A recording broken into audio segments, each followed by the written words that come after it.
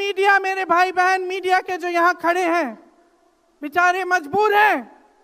सारी मीडिया या अडानी जी की है या अंबानी जी की है। ईडी भेजी, इनकम टैक्स भेजा, सीबीआई भेजी, और जैसे जैसे जिनका दिल कमजोर था, जो सह नहीं पाए, वो उनकी पार्टी में शामिल हो गए, वैसे वैसे इनकी वॉशिंग मशीन उनको धोकर उनको पाक बनाती रही। मैं चुनौती देती हूं, एक सही चुनाव लड़ लें, बैलेट पे लड़ लें, तो ये खुद जानते हैं कि कभी नहीं जीत पाएंगे। आज आपको मायूस होने की जरूरत नहीं है कि बिहार का चुनाव हार गए, क्योंकि पूरा देश देख रहा है कि ये चोरी से जीतते हैं।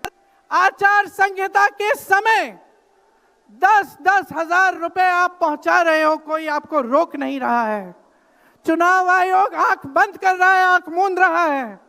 तो अगर ये चुनाव चोरी नहीं है तो क्या है? संसद में मैं देखती हूं आत्मविश्वास घट गया है, आंखों में आंख मिलाकर नहीं देख पाते, सामने से गुजरते हैं तो यूं आंख झुका देते हैं। निर्यात लगातार घट रहा है, आयात महंगा हो रहा है, विदेश नीति फेल हो गई है इनकी। हाथ पकड़ के चलते हैं ट्रंप जी के साथ, बड़े बड़े राष्ट्रपतियों के साथ, लेकिन जब समय आता है तो देश के साथ कोई खड़ा नहीं होता। जनता का विश्वास भाजपा से, इनकी सरकार से, प्रधानमंत्री मोदी जी से, अमित शाह जी से सबसे हट चुका है।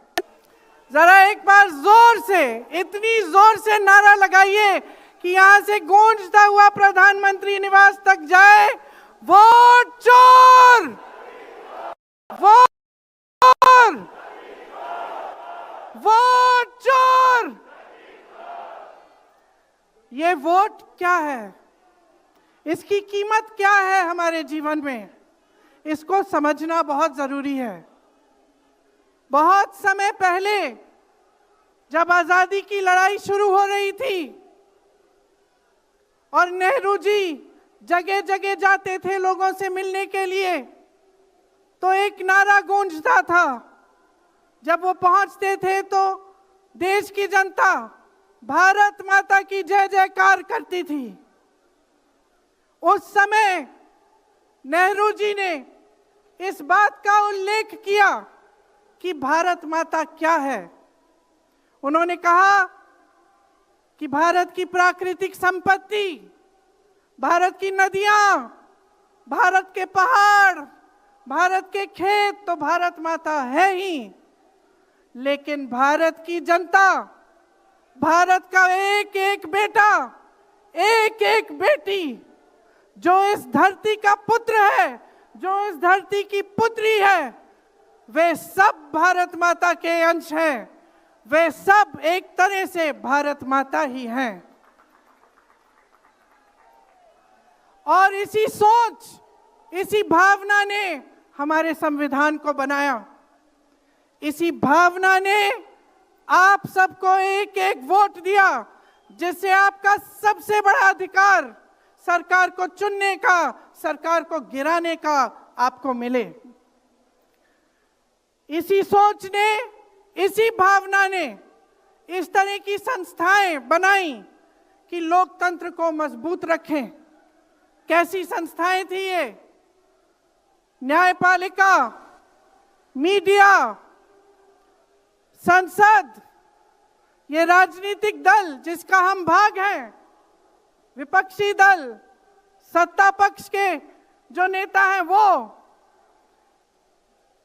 चुनाव आयोग, ये सब जनता के हित की रक्षा के लिए बनाए गए। इसीलिए जब आज हम देखते हैं कि इन सब संस्थाओं को कुचला जा रहा है, तो एक एक भारतवासी को उठना चाहिए, जागना चाहिए और ये समझना चाहिए कि जो वार हो रहा है वो सिर्फ इन संस्थाओं पर नहीं, लेकिन हम सब पर, आप सब पर, एक एक देश के पुत्र पर, एक एक देश की पुत्री पर वार हो रहा है। और इसे समझना बहुत ज्यादा जरूरी है। आज न्यायपालिका दबाव में है। सारी मीडिया, मेरे भाई बहन मीडिया के जो यहाँ खड़े हैं, बेचारे मजबूर हैं। सारी मीडिया या अडानी जी की है या अंबानी जी की है।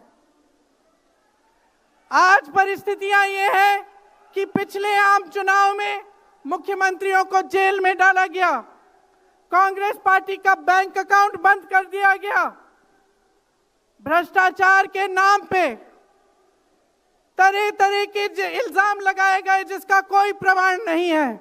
ईडी भेजी, इनकम टैक्स भेजा, सीबीआई भेजी, और जैसे जैसे जिनका दिल कमजोर था, जो सह नहीं पाए, वो उनकी पार्टी में शामिल हो गए, वैसे वैसे इनकी वॉशिंग मशीन उनको धोकर उनको पाक बनाती रही।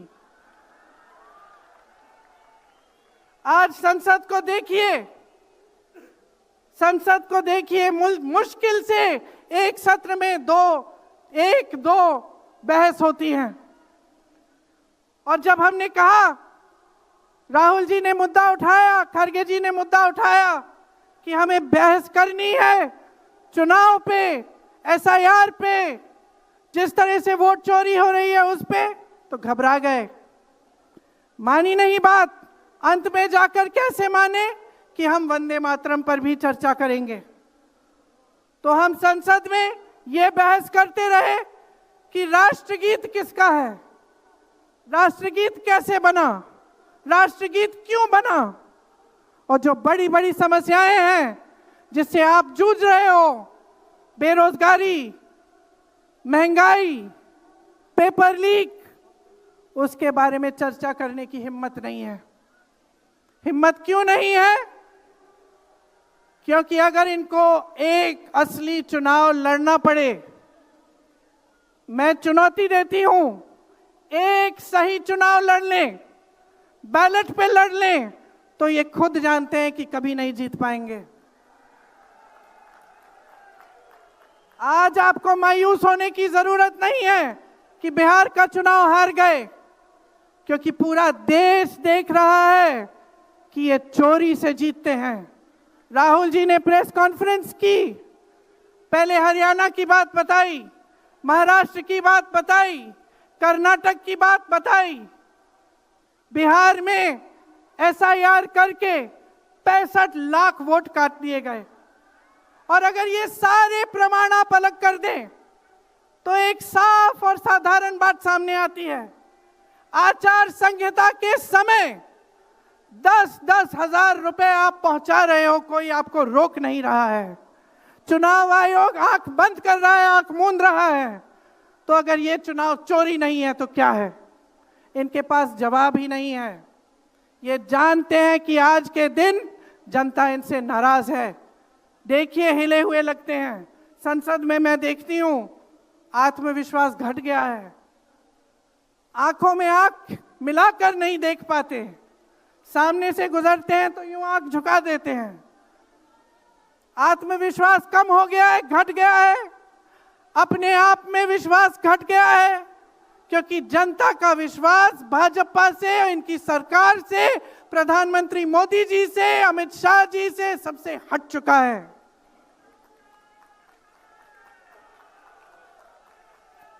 आज इनको चुनाव आयोग की जरूरत है। चुनाव आयोग के बिना ये चुनाव नहीं जीत सकते।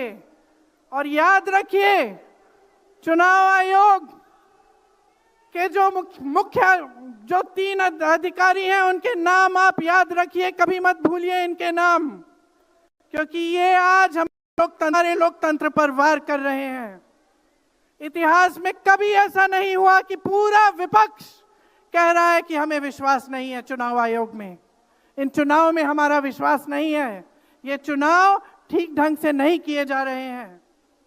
चुनाव की घोषणा से लेकर वोटर लिस्ट, आचार संहिता, प्रचार, मतदान, मतगणना, ईवीएम और नतीजे से तक हर कदम को, हर चीज को संदिग्ध बना दिया है इन्होंने।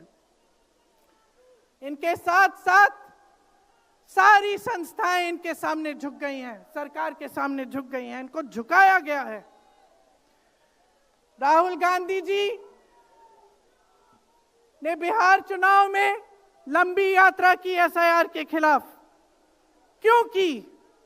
क्योंकि एसआईआर में ये वोट काट कर चुनाव का नतीजा अपने पक्ष में करना चाह रहे थे। अब यूपी में शुरू हो गया है, 3 करोड़ नाम काटे गए हैं यूपी में। कितना योग्य है ये चुनाव आयोग भाजपा के लिए? ज्ञानेश कुमार, सुखबीर सिंह सांधू और विवेक जोशी, मेरे साथ बोलिए, ज्ञानेश कुमार, सुखबीर सिंह सांधू, विवेक जोशी। ये देश इन 3 नामों को नहीं भूलेगा। ये चाहे कितने भी बड़े बड़े ये कितने भी इंतजाम कर लें इन लोगों को बचाने के लिए, एक दिन इन्हें इस देश को जवाब देना पड़ेगा कि किस तरह से इन्होंने हमारे वोटों का अधिकार हमसे छीनने की कोशिश की, किस तरह से इन्होंने साजिश रची। हर मोर्चे पर यह सरकार विफल है, हर मोर्चे पर। आज डॉलर 90 रुपए का हो गया है। जब 60 रुपए का हुआ था तो कौन रो रहा था सड़कों पे? कौन रो रहा था सड़कों पे? नरेंद्र मोदी जी बार बार कहे जा रहे थे, आज क्यों नहीं बोल रहे हैं डॉलर पे? निर्यात लगातार घट रहा है, आयात महंगा हो रहा है, विदेश नीति फेल हो गई है इनकी। हाथ पकड़ के चलते हैं ट्रंप जी के साथ, बड़े बड़े राष्ट्रपतियों के साथ, लेकिन जब समय आता है तो देश के साथ कोई खड़ा नहीं होता। यह है इनकी विदेश नीति। और इनकी नीति कि देश की सारी संपत्ति अपने 2 चेलों को, अडानी जी और अंबानी जी को पकड़ा देते हैं। यहां देश का नौजवान महंगाई से जूझ रहा है, बेरोजगारी से जूझ रहा है, पेपर देता है, लीक हो जाता है, कोई उसकी सहायता नहीं है, नशे की तरफ जा रहा है, बैटिंग ऐप में पूरे दिन बिताता है। और बैटिंग ऐप चलाया कहां से जा रहा है? कहां से चलाया जा रहा है? सूत्रों के मुताबिक प्रधानमंत्री के ऑफिस में ही एक शख्स ने बैटिंग ऐप के साथ में घोटाले किए हैं। इसकी चर्चा होती है क्या सदन में? क्यों नहीं होती? आपकी बेरोजगारी की चर्चा होती है, महंगाई की चर्चा होती है, मेरी बहनें यहां खड़ी हैं, आपकी सुरक्षा की चर्चा होती है? ना सदन में होगी, ना बड़ी बड़ी रैलियों में करेंगे ये लोग, ना आपके पास आकर आपसे बात करेंगे, आपके हालचाल पूछेंगे, आपसे पूछेंगे कि किस संघर्ष से आप गुजर रहे हो, कैसे जी रहे हो। क्योंकि हिम्मत नहीं रही इनकी, हिम्मत नहीं रही। जो था, जो बना था, जो 75 सालों से सबने संघर्ष करके बनाया था, वो सब तमाम बिगाड़ रखा है। तो मैं यहां लंबी बात नहीं करना चाहती, आपसे सिर्फ ये कहना चाहती हूं कि आपका ध्यान भटकाने के लिए रोज रोज ये कोई नया मुद्दा निकालते हैं। आप खुद देख रहे हैं, आप अपना ध्यान केंद्रित करिए। ये वोट का अधिकार आपका सबसे बड़ा अधिकार है। इन्होंने सब कुछ खत्म कर दिया है, लेकिन सच्चाई आप देख रहे हैं, सच्चाई आप आज समझने लगे हैं। और वो सच्चाई आपकी सच्चाई है, आप जीते हैं उसे। ये आपका अधिकार है जो आस्ते आस्ते आपसे लिया जा रहा है। हमारी एक लंबी लड़ाई है, भारत माता की आत्मा की रक्षा की लड़ाई है। राहुल जी 8000 किलोमीटर की यात्रा करके आए हैं, देश भर में पहले पैदल चले, फिर यात्रा की इन्होंने किस लिए? न्याय के लिए, देश की एकता के लिए। हमारे अध्यक्ष जी खड़गे जी इस उम्र में मैंने देखा है 47 डिग्री की गर्मी में हेलीकॉप्टर से उतरते हुए ऐसे बड़े बड़े मंचों में पसीने से लथपथ, लेकिन झुकते नहीं हैं, हटते नहीं हैं, चलते रहते हैं। ये है हमारी कांग्रेस की शक्ति। ये वही शक्ति है जिसने स्वतंत्रता संग्राम में हमें आजादी दिलाई। ये वही शक्ति है जो सच्चाई से पीछे कभी नहीं हटेगी।